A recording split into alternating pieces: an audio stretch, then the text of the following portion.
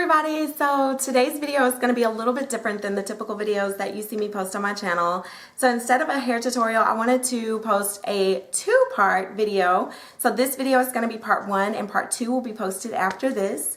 And it's going to be getting to know a little bit more about me. So I posted something on Instagram giving the opportunity for those that had questions that they wanted me to address to ask their questions, and it could be about anything. And I wanted to do part 1, which is going to be the personal information. Part 2 is going to be about hair. So if you want to hear only about the hair aspect, all about my natural hair regimen, then you probably want to skip on over to part 2. But if you are interested in knowing a little bit more about me personally, then stay tuned.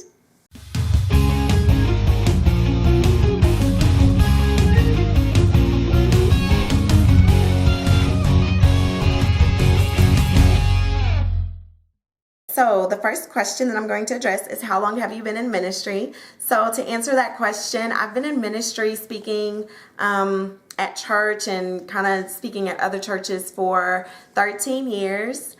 And I also sing. So I had a singing group. I was a part of a singing group by the name of Me. So ministering through song, I would say over 10 years, ministering in song with Me. And then even before then, I was in a community choir. I was singing praise and worship at church. And so I'll talk to you a little bit about Me. Me is French for friends, and all of us are best friends.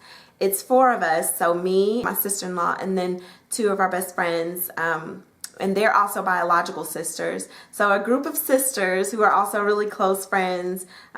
We decided to continue singing after our community choir kind of just began to go separate ways just because of college and things like that. We continued to sing, and our group name was Me. And we had the opportunity to minister in some great places. You know, we opened up for Ernest Pugh when he did his live recording in Washington, D.C. some years back. We've worked with Isaac Curry. He and Q of 112 co-wrote a song for us and worked with us in the studio for one of our second demo projects. My husband, yay! Yes, he is an awesome musician. He also has a single out on iTunes. He plays bass, so his single is a bass single. He's playing lead bass on the song. So he played for us. My brother-in-law played drums for us. I want to give you all a treat. So in the description box below is going to be a link to a Christmas song that our group recorded a couple of years ago. So I wanted to just let you all hear a little bit of what we've done. I'll link that below. I'll also link my husband's bass single below as well. So go check that out and support him. He's an awesome musician, and I love the song. It's like a jazz feel. We're music lovers, so you know. The name of his single is Running with Vision by Mike Reed. So I'll link that below for you guys as well. The next question is, how do you stay so positive? You have one of the biggest smiles I've ever seen. Thank you. I have gone through just so much personally in life, and being delivered from that and God just helping me to overcome so many obstacles gives me such a joy that resonates from the inside, and it illuminates through my smile. I have so much to be happy about. I have so much joy and just appreciation of what God has done for me. So I want to share a little bit of my testimony with you all as it relates to me being positive and me being delivered from some things. So when I was younger, I battled with depression. I battled with low self-esteem. I was anorexic, so I starved myself. I didn't like being dark-skinned. Out of all of my siblings, I am the only dark one. My younger brother and sister were light. My older sister was light. And I honestly thought I was adopted, and I thought something was wrong with me. I wrote a blog post, I don't date dark girls, because that was something that someone actually told me in high school. They said I was cute, and they would date me, but they don't date dark girls. And I thought that was so shallow. And I'm thinking to myself, okay, you're doing me a favor actually, because I don't want to deal with someone that's so shallow. God has just brought me from such a long way. I invited him into my situation, and through prayer and fasting and through the intercession of others, God has delivered me, you know, from that depression. He's delivered me from that eating disorder. I also was delivered out of a verbally abusive relationship.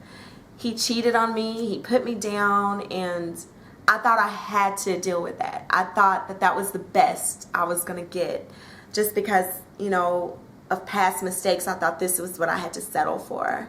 And God delivered me out of that abusive relationship. So I want to take this opportunity to just encourage someone who may be in a relationship that is not healthy. You may be settling for someone who does not love you, who verbally abuses you or physically abuses you. And I'm here to let you know that that is not God's will for you. God wants to bless you with someone who loves you, and not only loves you, but who honors God. I used to think, because of the mistakes I made in my past, that that was all I was good for. I didn't think I deserved a man like my husband. My husband is an amazing man. He loves God, and he encourages me to be better. He pushes me to do better. He pushes my business endeavors. I just wanted to encourage you that through my testimony of how God delivered me out of that horrible relationship, and now I'm in a positive, loving marriage to an awesome man of God. You know, I want to encourage you on today with that. So that's what that helps me to maintain being positive and just smiling. It resonates from the inside of that joy that God has given me through my deliverance. So the next question is, I need help being humble and calm. It kind of ties in with the previous question of being positive. Being humble comes from a place of knowing that without God, we're nothing.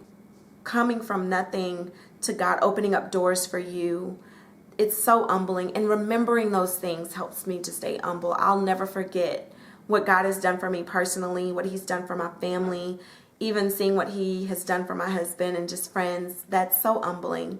Being calm is ties into that as well. And what I would suggest is surround yourself with people who are calm. They help you. My mom and my mother-in-law are very calm. They have such a calm demeanor when it comes to facing adversity and just dealing with certain situations. And I learn from them and how they handle situations. So the last question I'm going to address, I'm going to elaborate quite a bit on this one too. And it's, how many kids do you and your husband have? My husband and I have been married 10 years. This year we celebrated our 10-year anniversary.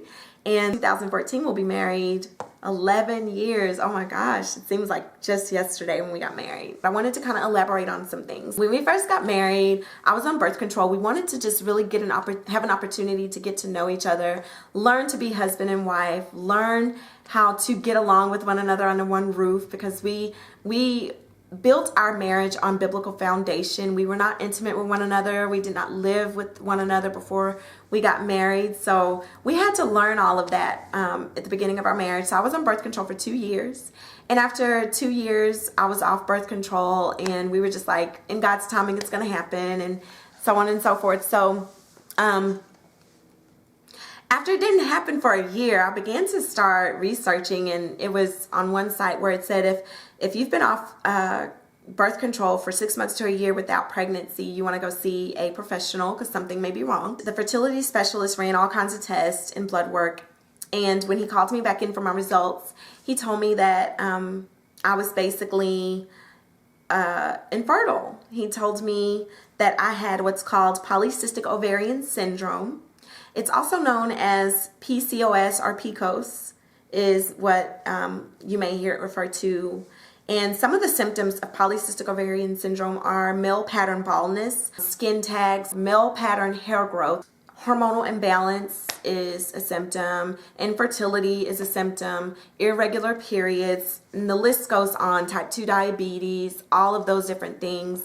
Obesity is a symptom of it because of the hormonal imbalance. So he diagnosed me with polycystic ovarian syndrome, and he told me basically that my chances of getting pregnant on my own were 0 to 2% per year, and I would not be able to get pregnant more than likely without the assistance of fertility medication. So he said my options were 1, get on fertility medication, 2, look to adopt, or 3, look into the option of surrogacy. And I went to the car and I just cried. I mean, I just boohooed. I called my sister. I talked to my mom and dad. And I mean, I was just distraught. I was newly married, and you know, the first thing first time I ever heard, you know, that I would not be able to have kids. You know, that's heartbreaking. It's very discouraging. And I'm thinking, what is my husband going to say? He's going to leave me. You know, what am I going to do? My husband's been very, very supportive, and we're still believing God that we're going to have our children. I've had dreams. I've been prophesied to. I've seen my son clearly in a dream, and he's just the cutest little boy I've ever seen in life. Seriously, God has blessed me to have dreams about him. God even told me in this year to start writing letters to my son. So even through all of the issues that we've experienced with fertility and the delay of getting pregnant, being married and not having a child yet, God has given us so much peace, and we're making even preparations for our child. We're picking out names. My husband is picking out the boy names. I'm picking out girl names, and I've made a vision board with all these cute little onesies and different DIY projects that I'm going to be doing for the baby's room. You know, we're just preparing for it because we believe God, and we're standing on faith. I did try a lot of different things. I went to several doctors. If I had to guesstimate, I would say 7 different doctors. I've tried the fertility medication. None of those worked for me. And even these past several visits that I've had with doctors, they have told me that all of my tests have come back normal and they can't find anything wrong. So they've deemed it unexplained infertility. I know what God's will is for me. Children are a blessing from God, and I know it's going to happen in God's timing. I believe we're going to have a son first. I really believe that. I have rough days. I cry sometimes at night like, oh gosh, when is this going to happen? I want my child. You know, I go through those days. I deal with it. I pray about it. I get into that place of worship and intimacy with God, and God just gives me such a peace about it and reminds me of his promises. Okay, so that concludes part 1 of getting to know more about me. And don't forget to check out the description box below. So here's a list of things that you'll find in the description box. I'm going to link the Christmas song that the gospel group that I sung with, Ami, has recorded a few years ago. That'll be linked below. My husband's single, Running with Vision by Mike Reed, will be linked below. I'm also going to link the blog post, I Don't Date Dark Girls, as well as a link to more information about polycystic ovarian syndrome. Thanks so much for watching. I hope you all enjoyed. If you have any other questions, feel free to leave those below and I'll address those. Thanks. Bye. I felt like I was losing hair. My hairline started to recede, and my hair just wasn't feeling as full and thick as